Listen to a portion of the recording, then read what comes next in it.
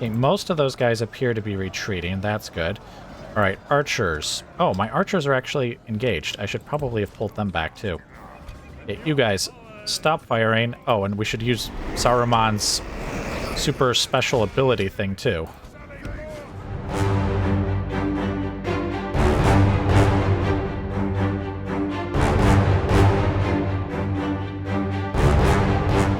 All right, welcome back to the war.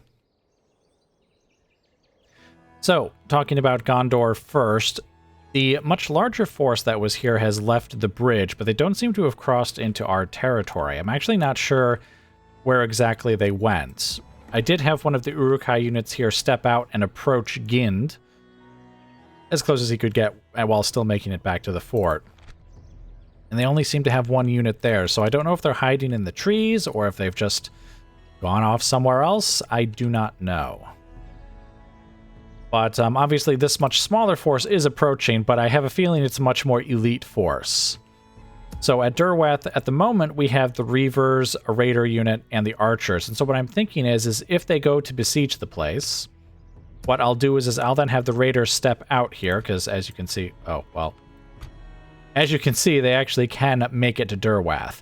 Now, they won't attack the Gondorian force, because that means we would fight them on the open field. But what I'll have them do is stand next to Durwath, so that if they try to, attack, basically these guys would join the battle and so could help bolster the garrison there. Of course, there is a bit of a problem if the bigger force then tries to help out the smaller force, but I'm just kind of winging it, guys, okay? I mean, the plans that I come up with probably don't even survive, the next turn just because the enemy does something different. Like, for all I know, the larger force that was here is like hiding in the trees right here, and there's going to be this massive force that attacks Durwath. But anyway, that's the plan for now. We have lost one of our allies. We are no longer allied with Dunland, and that's because the clans of Enedwaith attacked them, and so I was forced to choose between them. Now, I think Dunland is technically the more, shall we say, loyal ally.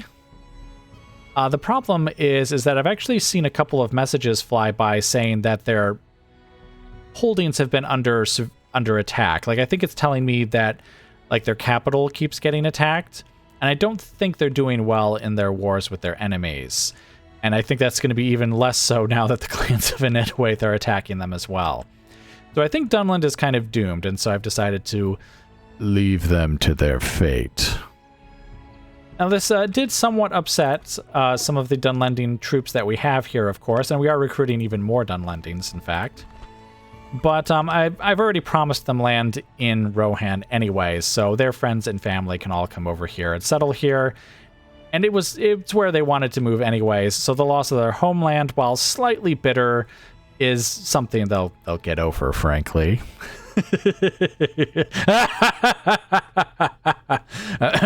Anyway. So yes, that's what's happening over there.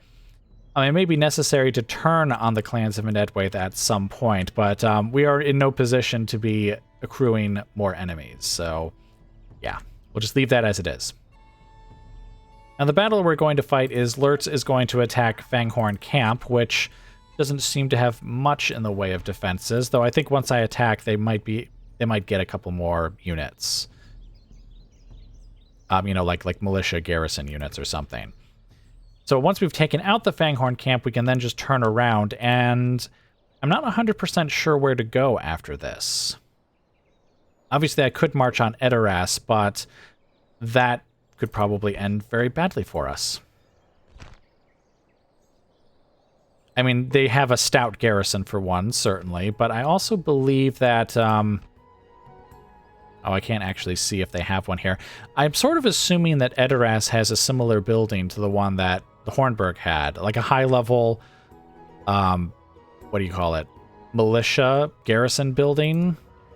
It's the ones that I haven't built yet because I don't have any money. Yeah, militia garrison buildings. The ones that basically just give you free units when your settlement is attacked. I assume they have a pretty high-level one, comparable to the one that the Hornburg had, and so they would be even more units than the ones you see here, probably a lot more. Even worse still, I remember reading Oh, maybe it wasn't here. I seem to remember reading there was like a message at the beginning of the campaign that said, what did it say? I don't remember exactly what it said, but it was something like if you took like the capital, or maybe it was like the last couple of settlements. I can't remember which. Basically, they get like some extra troops. And I don't know how good these troops are, like an army or something will spawn. And I don't know how good these troops would be, but I imagine good enough. Good enough to wipe out Lurtz, because remember, Lurtz will have had to like fight through this huge garrison at Edoras, and then also have to fight like this, I don't know, huge force, or I don't know how big the force would be, but this other force that would just spawn in to defend Rohan. And I think it would happen if I attacked Edoras. So what I'd like to do is try and take any other settlements that Rohan has. So there must be one here. And I imagine it's somewhere over here, though again, I don't know exactly where it is. But basically, I want to kind of work my way down to Edoras after like securing territory over here. Hopefully this will also make it less likely that I would be outflanked by my enemies, because there's this long river here, though I assume I think there's a crossing there. I think that's a crossing. That kind of looks like a crossing, but I don't know. This doesn't seem very passable. But anyway, the point is that there are other targets that I think we will go for first. So anyway, let's just get right into the battle here and have Lurtz go ahead and take the camp. We're not going to build up any equipment. We're just going to attack it right away because we have the ballistas. And oh yes, I did recruit the sellswords. Just a mercenary unit that was in the area. They were quite expensive to recruit and to upkeep, but I'm figuring that I can use them as kind of, well, sort of an elite infantry unit that can get in there and take the casualties that my troops normally would. And that'll also lower their their upkeep when the unit lowers in numbers. Don't tell them that, though. Okay, anyway, let's go ahead and get right in on the attack then.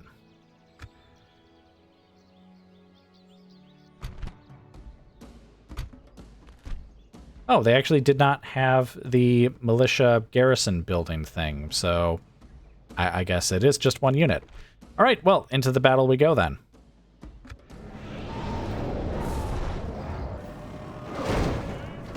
All right, welcome to the battle.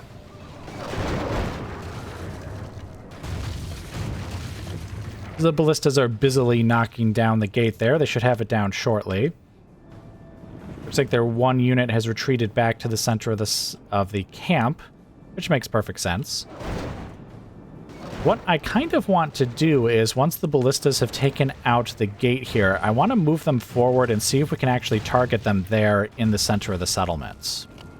I think we only need the one entryway, too, so we can save up their ammo to fire at them, just to try and whittle down their numbers as much as possible before charging in. I think they have the range that they could actually probably fire at us from there if they wanted to. So, let's go ahead and actually turn off guard mode. Actually, no, we'll leave it on. And we'll move them forward to, say, right about here, and see if we can fire on them from here with fiery ammunition. The archers are sitting here off to the right because I thought they might charge over here to try and prevent us from getting in, but it doesn't look like that's going to be the case. We will bring up Lurtz and the sellswords, since they'll be the ones going in. Technically, the sellswords will really be going in first. They can take the fire from the enemy.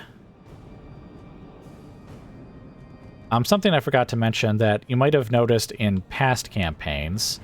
I tend to, like, my personal headcanon, if you will, or personal lore, is that when it comes to mercenary units, if they like have a sort of generic explanation for who they are, then I sort of assume that they're from wherever you recruited them. So like for these sellswords, for example, it doesn't say that they're from Rohan or from Gondor or from anywhere in particular. They're just kind of a generic mercenary unit. But since I recruited them here in Rohan, I sort of assume that they are Rohirrim, like locals who have basically become mercenaries. And so I do like to sort of consider them almost like auxiliaries or sort of like expendable units. I'm not sure how useful that will be in this campaign because mercenaries seem to be very few and to be very expensive when, you know, they kind of are available. But anyway, I just thought I'd mention that. Oh, and it looks like we can shoot them from here. That bit of the gate there might actually get in the way of our shots there. I guess we'll find out here in a bit. Probably not these guys so much.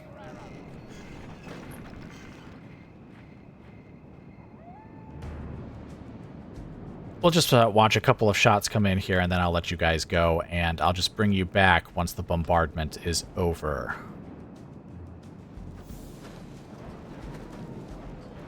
Okay, they do seem to be arcing their shots quite nicely over the gate.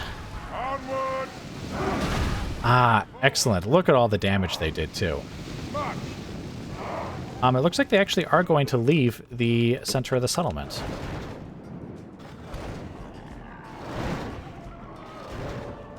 Did I tell these guys to fire at will? Okay, I did. Okay, it looks like they're probably going to come forward here to try and get at the ballistas. So it looks like I'm actually not going to let you guys go. Okay, seriously, what are you guys doing? Get over here. Get ready to fire at them. Or better yet, just start firing at them. Okay. I'm actually going to pull the ballista crews back. Because they're almost certainly the ones that are going to be targeted by the Helmingas. Helminghas. Well, they're actually coming out here.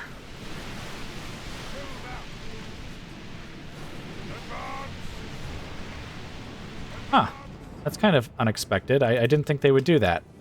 Sell swords. Actually, do we even need to charge in yet? I guess we don't. Because we still have our archers able to fire on them, though. Okay, they are kind of pouring ahead here. You know what? Stop, stop, stop!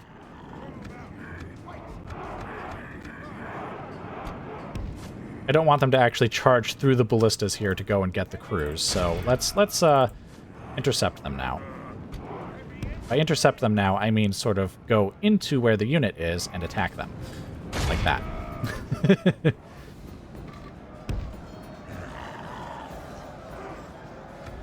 Stop the attack. Slay them. Okay, kill that guy there. Smash the enemy.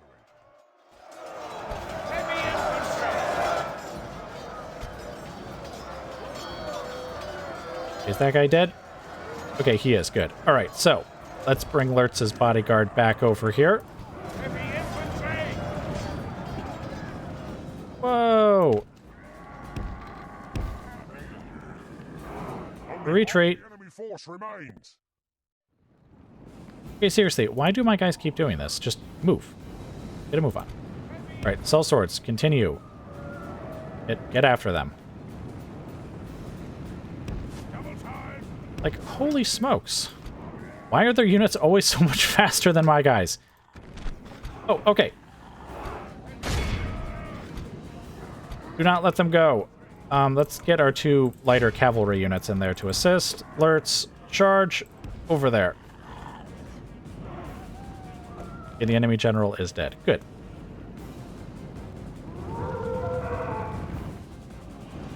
I really didn't expect them to come charging out here.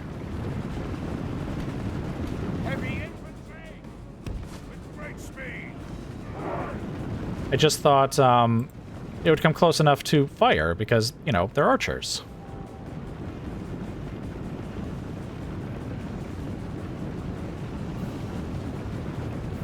I also thought that since they're the only unit here, the AI tends to want to have a unit in the center of the settlement. At least one. So they'll often, like, just leave their units. If they only have one unit, they'll leave them there. Though I guess maybe that's more of a Rome 1 thing than it is a Medieval 2 thing.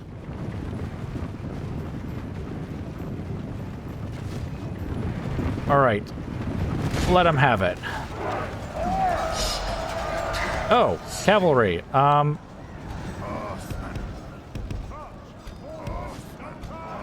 forgot that I told them to attack as well. We really don't need you guys here now.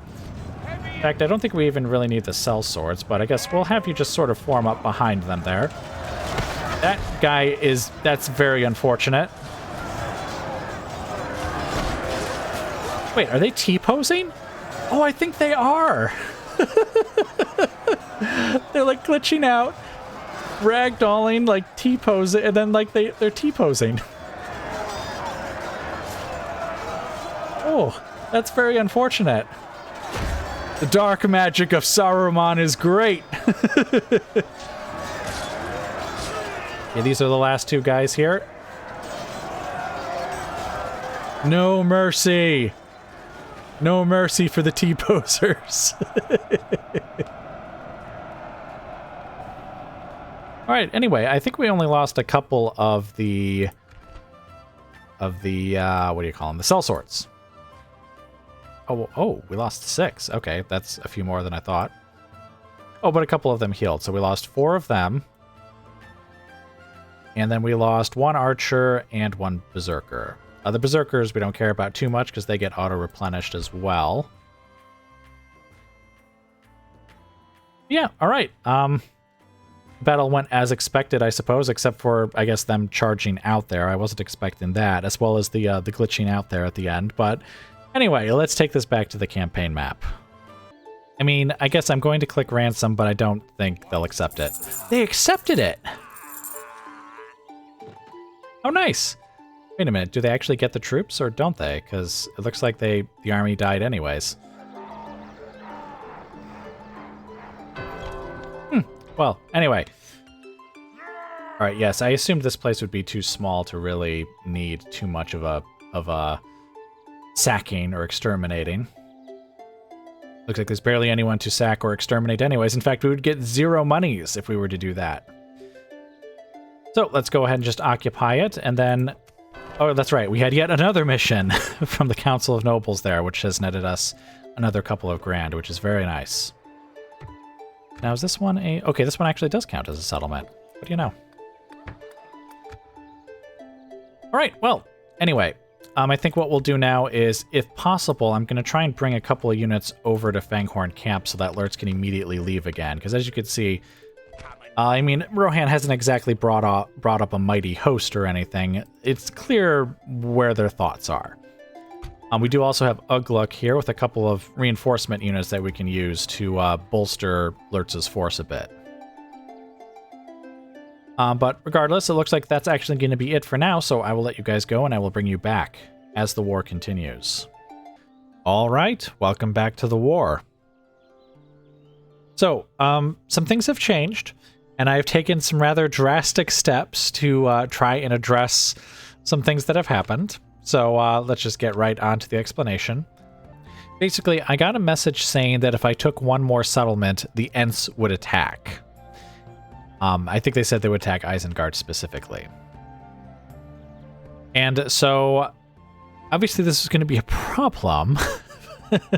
Because, I mean, the garrison was sturdy, I suppose, but not sturdy enough. And since I'm not exactly rolling in cash, it was difficult, I thought, to like train up the troops necessary to, well, defend it while also having Lurtz kind of wandering around here taking settlements, especially since, you know, when he takes one more, it's over. So what I attempted to do was to get a ceasefire from Rohan, basically giving them some money, Fangorn Camp, and I think like trade rights map information, just anything that I thought I could throw in there. And it was a balanced offer, but they refused. I could also see that Rohan had like a small force over here that was going to come and take Fangorn Camp, so what I decided to do was just abandon it. And at first I was going to just let it rebel, like just crank up the tax rate as high as it could go and have no troops there, but then I realized Rohan was well within range and they would just take it the next turn. So just to annoy them, what I did was I actually gifted it to my allies, the clans of Enedwaith. So that's now their territory. So if Rohan wants it back, they're going to have to go to war with them. Of course, that means we are still at war with Rohan, unfortunately. So what I have done, though, is Ugluk and just some random troops are still here in Ginard to act as a sort of sturdy garrison against any attacks by Rohan. I think we've defeated all of their very large forces, so I'm hoping this is enough to sort of hold it against any attack that Rohan tries to put together. Ginard and Hornburg are also within range of each other, as you can see. So if Hornburg needs to throw some troops to Ginard, you know, if they muster this huge force to attack, then they can. And the reverse is also true. If they just decide to go for the Hornburg instead of Ginard, then the troops here can go to the Hornburg instead. And so I'm hoping that's what will happen there, as we're going to be ignoring Rohan for some time, unfortunately. So then I brought Lurtz's army back here to Isengard. And most of his troops are here, though there's a couple of troops, or 4 units, I want to say, that are not regularly a part of his army. The 2 generals' bodyguards and the 2 Reaver units. Basically, I want Lurtz and his forces to take on the Ents, but when they show up. And since, obviously his army wasn't full anyways, I've left behind, the couple of generals. And I decided to leave behind a couple of Reavers just because I figure the Ents probably have high armor stats. Probably. Maybe. Sounds correct anyways. We also did have the money to build up the militia garrison building, which I'm not sure if the units are actually going to be very good, but that's also going to give us 2 more units. I wanted to build up the next level, the Uruk garrison, but we do not have the money for that, and we are not going to have the money for that, I don't think, before the Ents come marching in. So now, Saruman is down south here. He's actually taken command of this force here, which includes the cavalry from Lurtz's force, as well as I think these clan spearmen were in his army as well. Also, just all of the Uruk raiders, a Reaver unit, just every unit we could throw into his army, we've thrown them in there and have sent him down south. Now, the idea here is we're going to lift the siege of Durwath using his army and hopefully destroy the Gondorian forces in the area. I say hopefully because this army isn't exactly the greatest, and it's not really varied. I don't have any archers. I don't have any artillery. I do have some cavalry, at least. Again, Lurtz's cavalry that basically just went over to Saruman. His army also includes the 4 Uruk Raider units that were in this fort here. You see, I tried to enact the plan that I mentioned last time, where I was going to have these raiders just stand next to the settlement once it got besieged, and then they can just assist.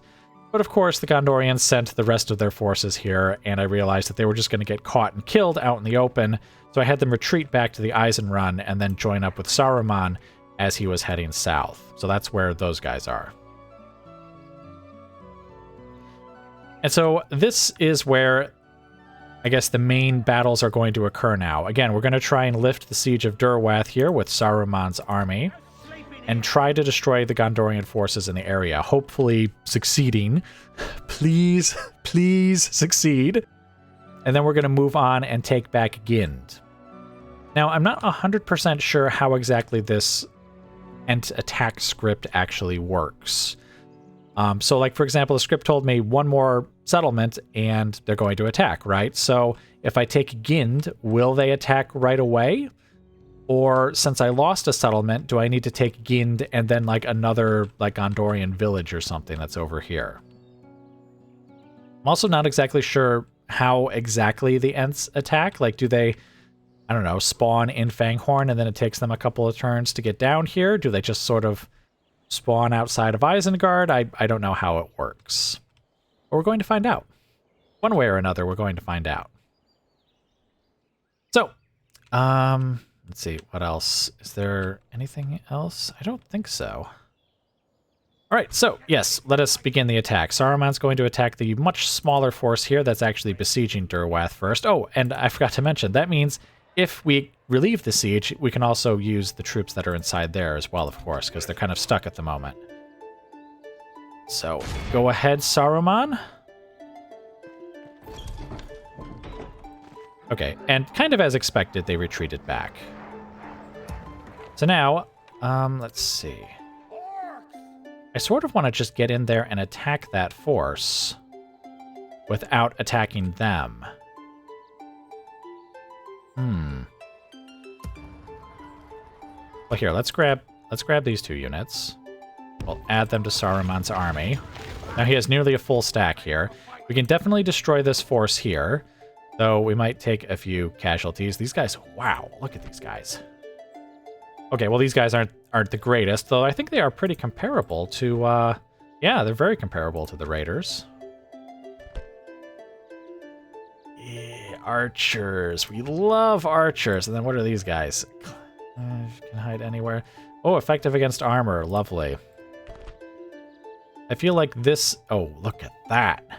That's basically the equivalent of my Uruk-hai infantry, I think. Or it's very close, anyways.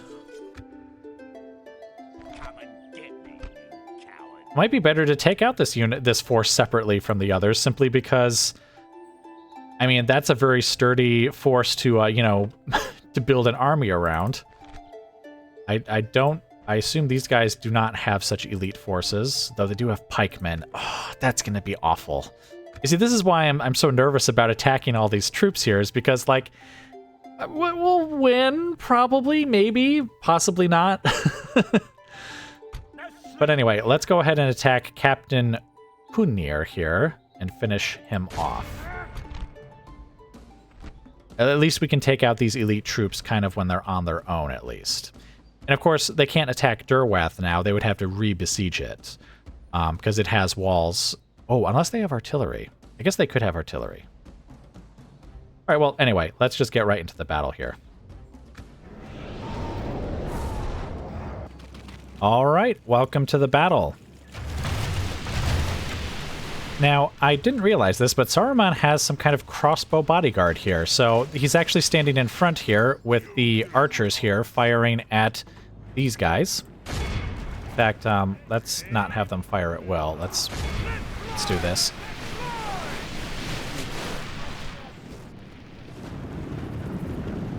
Oh, hey, they're actually firing at the hunters specifically. Let's see. Let's put these guys in loose formation then, and just have them kind of spread out over here. Basically, right behind my archer units are just a line of what I would consider the most expendable units. So the orcs and the clan spearmen, and then behind them are the raiders. Behind them are the one reaver unit, and behind them are the cavalry.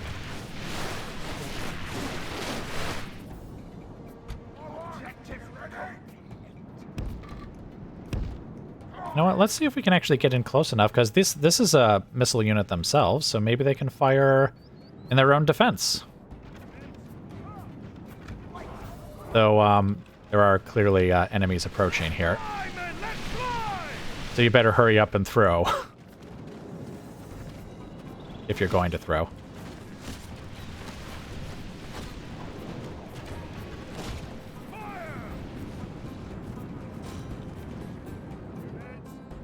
They don't seem like they're gonna throw, so you know what?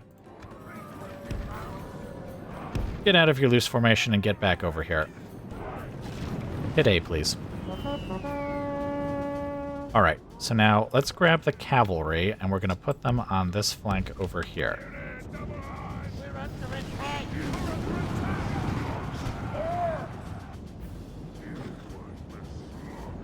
Then what we'll do is we'll grab, let's see, these 2 units here, probably,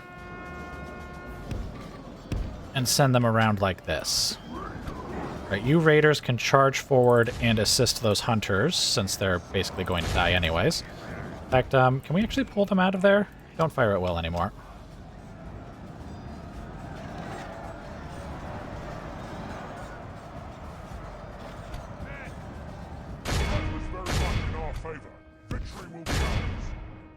Okay, the militia are charging towards our cavalry there, so let's see if we can have the raiders here intercept them. Okay, most of those guys appear to be retreating. That's good. All right, archers. Oh, my archers are actually engaged. I should probably have pulled them back, too. Okay, you guys, stop firing. Oh, and we should use Saruman's super special ability thing, too. Okay, you guys, get in there and attack them. You guys get over here and attack them.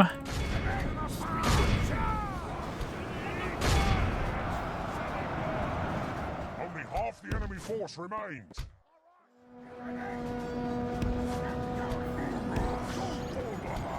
Who are these guys? Oh, the Orc Hunters. Okay.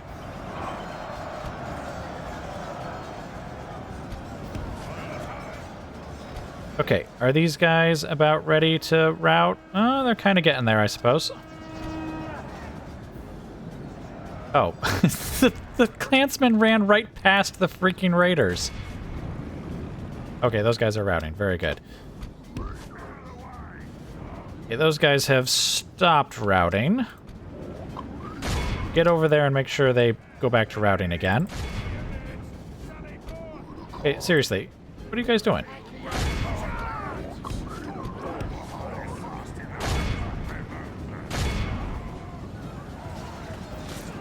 Oh, they're fighting to the death. All right, well, pull out of there then. Let them rout. In fact, why don't you guys prioritize chasing after them? Let's see, you guys can chase after them. And then the wargs can chase after... Oh, I guess the archers are already dead. I don't see them anyways.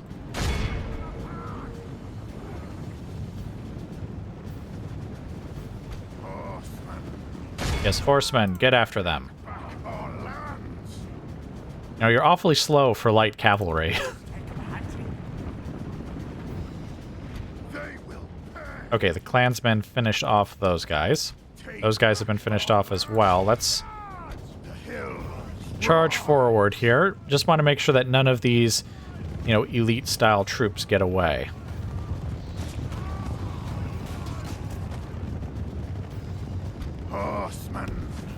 Which would help if you guys actually killed them. There we go. That's pretty good. All right, charge forward now. Oh, I think they actually got them all. Very good. All right, charge forward. Get the others. I think I've mentioned this in the past, but I'm not 100% sure. Like, these guys may very well just be eliminated by virtue of the army being basically eliminated, but I always like to hunt them down anyways. It's part of the battle, I tell you. It looks like a few of them will get away, though. Wait your command. Yeah, that was everyone, right? Okay, I believe it was. Fantastic. I wonder what our casualties were. I feel like it'll be somewhat heavy amongst some of the units here. Ooh, the Orc Hunters. Ouch. The Uruk-hai archers also took a fair amount of damage. That's very much my fault. I should have pulled them back too, in addition to the hunters, as the enemy infantry came charging in. Senseless waste.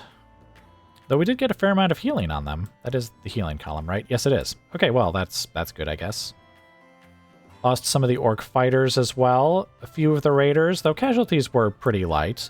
We managed to eliminate some really good Gondorian elite units. Or, you know, I say that they're elite units. I don't actually know their roster well enough to actually, like, say that they're elite.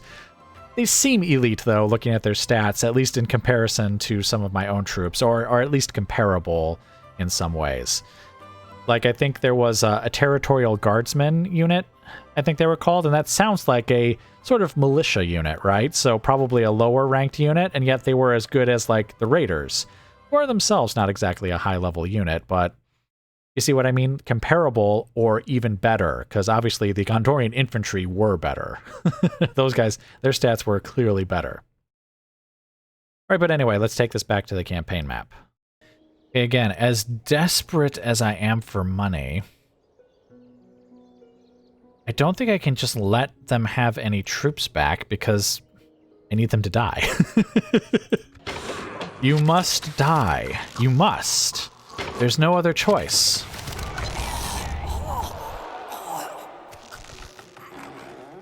Uruk champion. All right, hooray. All right, so now here comes the question.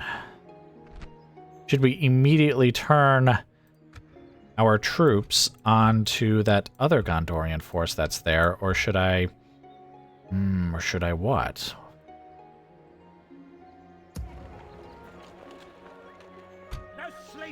I mean, I guess there's no point in not doing it, because, I mean, what would happen? They could attack us themselves, in which case we would still just have the same battle, just that they would be the attackers instead of us.